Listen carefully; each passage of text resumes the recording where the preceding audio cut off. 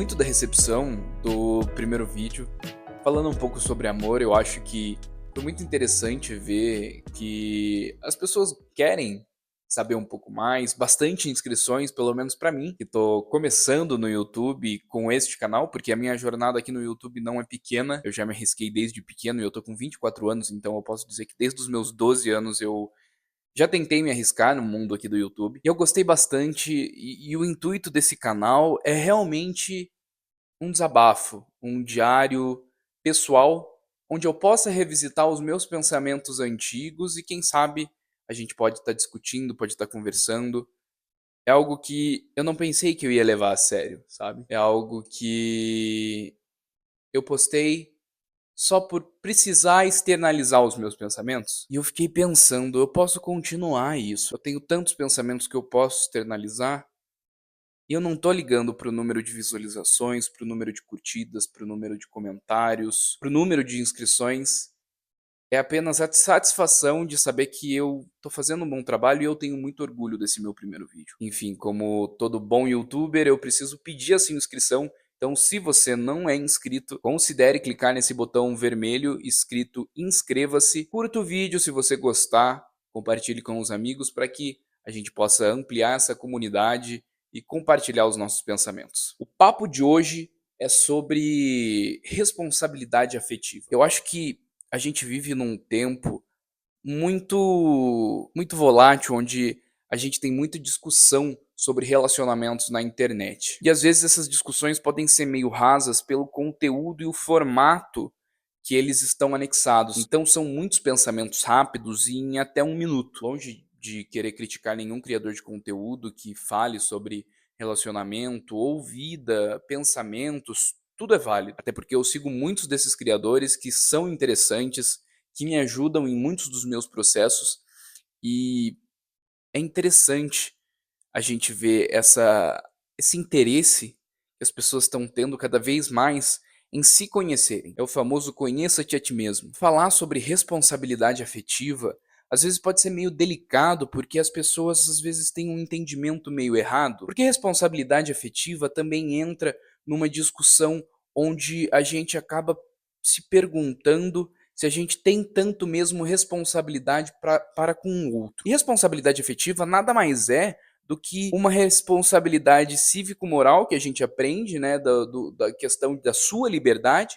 Então, a sua liberdade acaba dentro da sociedade quando começa a liberdade do outro. E a responsabilidade afetiva nada mais é do que no mesmo sentido. Pelo menos para mim, você tem responsabilidade por como você faz o outro se sentir. Se você sabe que você pode falar algo que vai machucar o outro, que vai machucar com certeza o outro, e mesmo assim você fala, você tem responsabilidade pelas coisas que você falou. Responsabilidade afetiva não envolve apenas só relacionamento de forma amorosa. Responsabilidade afetiva engloba todas as nossas relações para com o outro. A gente tem sim responsabilidade pelo que o outro sente, porque a gente vive em sociedade. Eu sei que a gente não quer machucar os outros, mas a gente acaba machucando. É a questão da gente reconhecer os nossos erros e arcar com eles. É reconhecer e tomar atitudes para que esses erros não se repitam. Não é você ficar pisando em ovos sempre que vai falar com alguém, mas sim não falar essas coisas ou atitudes que possam machucar os outros. Dá para me entender? Muito se fala sobre responsabilidade afetiva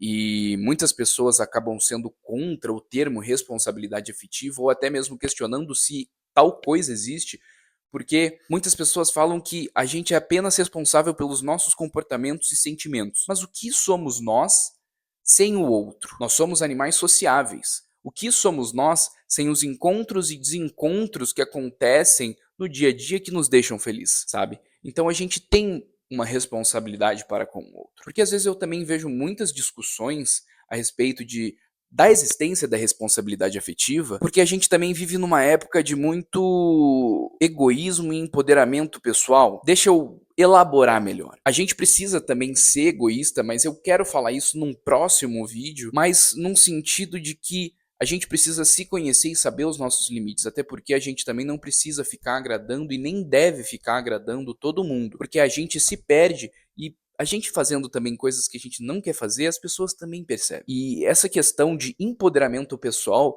é onde a gente acaba criando pessoas egoístas no sentido negativo, onde tudo pode, tudo é pensando em mim e apenas em mim. Claro, você deve pensar em você e nos seus desejos e nas suas coisas e no que você quer fazer. Só que calma lá, porque você também tem responsabilidade para com o outro. Então, a partir do momento que você sabe, de novo, que você pode falar alguma coisa que pode machucar o outro e você fala, você tem que arcar com as consequências da sua fala. Se você faz alguma coisa que o outro não iria gostar, que iria machucar o outro, então é sua responsabilidade. E hoje em dia a gente vê as pessoas utilizando desse discurso de autoempoderamento, de centro de mim mesmo, para mascarar esses erros, para passar um pano nesses erros. É um discurso muito bonito mesmo.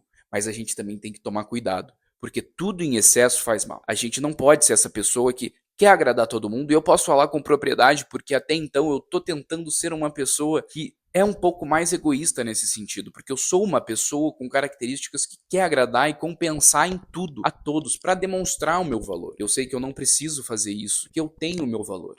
Eu tenho o meu valor. Muitas questões atuais fizeram me questionar esse meu valor e querer compensar ainda mais, porque eu estava me sentindo totalmente descartável.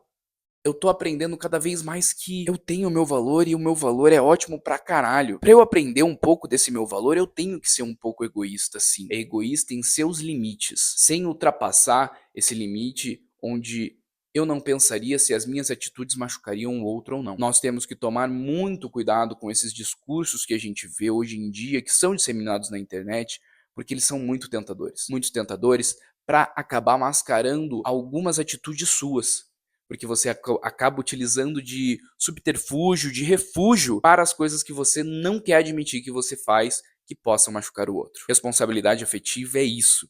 É você se preocupar com as suas atitudes, com as suas falas, de como isso pode afetar o outro, principalmente de pessoas próximas a vocês. Então, tudo volta para questões familiares, para questões de amizade e para questões de relacionamento. Você não é o alecrim dourado que você acha que é. Então, para de utilizar esses discursos que você vê por aí para tampar o sol com a peneira das suas cagadas. Então, entenda, você não é o alecrim dourado que você pensa que é. Se você não corre atrás para mudar essas coisas, sinto muito, mas você sempre vai ser frustrado ou frustrada. Você vai continuar num ciclo vicioso onde você sempre vai culpar os outros ao invés de olhar para si mesmo, ao invés de olhar para os seus erros. Tudo isso volta para uma perca de si mesmo, porque responsabilidade afetiva você tem que ter com você também, não só com os outros. Você tem que acolher os seus sentimentos, você tem que ser o seu amigo. Se você não se preocupa com os outros, você também não se preocupa com você tanto assim como você acha. Mentir para os outros, fazer as coisas que machucam os outros, é uma forma de você tentar descontar essa raiva que você tem com você. Pelo menos é o que eu acho. Mas eu não sou nenhum especialista. A única parte que eu posso falar com um pouco de propriedade é a parte de querer agradar os outros. Graças a mim e graças à minha cabeça, eu sei que eu não faria o que muitas pessoas fazem. Como eu sei que eu já fiz muitas coisas que outras pessoas não fariam. E eu sei que é errado. Que eu admiti que é errado. Que eu olhei pra mim mesmo e falei, pera, essa atitude, essa fala minha machucou o outro.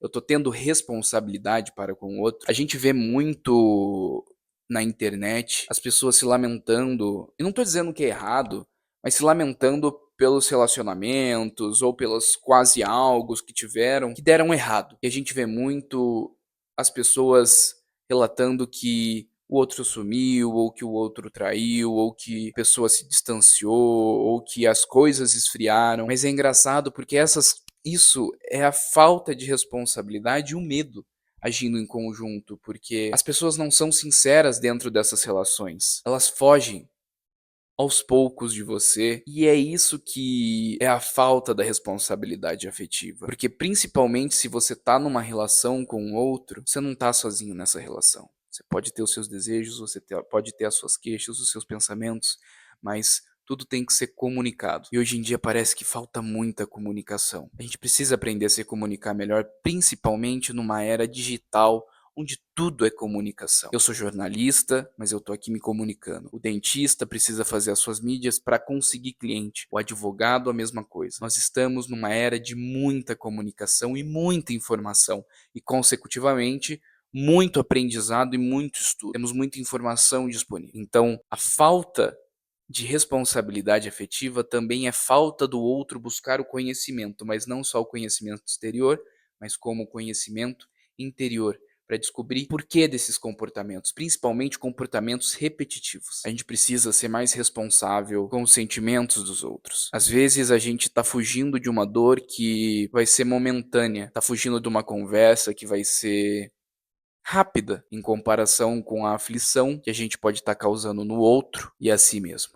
E terminar com uma frase do Pequeno Príncipe, um livro que eu reli recentemente e vejo diversos reels e TikToks com uma única frase que a raposa diz para o Pequeno Príncipe: tu te tornas eternamente responsável por aquilo que cativas. Essa frase ela é tirada muitas vezes de contexto, porque todo mundo acha que o Pequeno Príncipe às vezes é só sobre responsabilidade afetiva e amor e tudo mais. Pode ser também, você pode tirar uma interpretação dessas do livro, mas é muito mais da gente manter os olhos puros de uma criança, é levar a vida com mais leveza, é ter um pouco mais dessa leveza, e o tu te tornas eternamente responsável por aquilo que cativas não diz apenas sobre relacionamentos. Ele nos ensina a ressignificar, a pensar e a refletir sobre a bagagem que as pessoas deixam pra gente. A raposa, ela diz que fica triste com a partida do Pequeno Príncipe e que para ela nada significa os campos de trigo porque ela não conhece o pão, mas agora ela tem um significado ao olhar os campos de trigo. Ela sempre lembrará dos cabelos dourados do Pequeno Príncipe. E no começo é doloroso para a raposa olhar aqueles campos de trigo e lembrarem do Pequeno Príncipe. Mas cabe à raposa depois ressignificar essas lembranças ao olhar para o campo de trigo e lembrar com carinho do seu amigo que então se foi. Basta a gente pegar essas lembranças também dessas pessoas que nos magoaram, que não tiveram essa responsabilidade, ou até mesmo as lembranças de coisas que vocês fizeram, de que eu fiz, e ressignificá-las. Perdoar a si mesmo pelo momento, reconhecer o erro e buscar mudar, como olhar para o seu passado, enxergar o que aconteceu e lembrar dos momentos bons com carinho, que também fizeram parte da sua história e você foi feliz nesses momentos bons. E a entender que quando a gente realmente ama, quando a gente realmente evolui, a gente não guarda mágoa dessas atitudes ou dessas pessoas. É perdoar para conseguir seguir uma vida mais leve, perdoar a si mesmo e aos outros. E enxergar que talvez não carregando esses sentimentos e ainda amando essas pessoas, mesmo de tudo que aconteceu, o que você sentiu foi verdadeiro.